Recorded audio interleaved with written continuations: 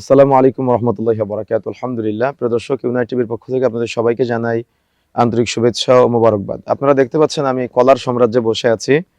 আমাদের সমাজে কথিত আছে বা প্রচলিত আছে বা একটি কুসংস্কার চালু আছে, যদি কোনো মহিলা বিবাহের পরে সন্তান হওয়ার আগে যদি জোড়া কলা খায় তাহলে নাকি যমজ সন্তান হয়। এটা কথিত আছে, গ্রাম বাংলায় এটা প্রচলিত আছে এবং অনেক হুজুরদেরকেও হজের মাঠে বলতে আমরা দেখতে পেয়েছি। প্রিয় দর্শক, মনে রাখার চেষ্টা করতে হবে, কথিত যে কথাটি আছে এটা চূড়ান্তই ভিত্তিহীন এবং কোরআন সুন্নাহর সাথে এটার কোনো সম্পৃক্ততা নাই, বরং এটা একটি কুসংস্কার। যদি কোনো ব্যক্তি এটা বিশ্বাস করে তাহলে তার ঈমান থাকবে না। কলা আল্লাহর এক সৃষ্টি, আপনিও আল্লাহর এক সৃষ্টি, আমি আল্লাহর এক সৃষ্টি। তো জোড়া কলা খেলেই যে জোড়া সন্তান হবে, বা দেখা যাচ্ছে যে অনেকের ধারণা এমনটা থাকে, বাবা যদি জোড়া কলা খায় বা মা যদি জোড়া কলা খায় তাহলে জোড়া সন্তান হবে।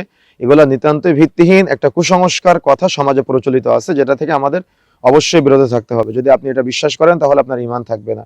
কেন?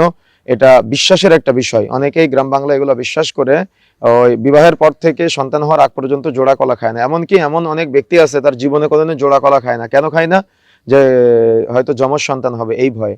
আল্লাহ রাব্বুল আলামিন যাকে সন্তান যেভাবে দিবেন তার সন্তান সেভাবেই হবে। আপনি জোড়া কলা খেলেই যে আপনার জোড়া সন্তান হবে, এটা চিন্তা করা বা এটা ভাবা একেবারে নিতান্তই ভুল এবং এটা গুনাহের কাজ। এভাবে চিন্তা কখনো করবেন না, এটা কুসংস্কার। এটা থেকে বিরত থাকবেন এবং মানুষকে দাওয়াত দিবেন, নসিহা করবেন। আল্লাহ রাব্বুল আলামিন আমাদের সবাইকে বোঝার তৌফিক দান করুন। আল্লাহুম্মা আমিন। আসসালামু আলাইকুম ওয়া রাহমাতুল্লাহি ওয়া বারাকাতুহু।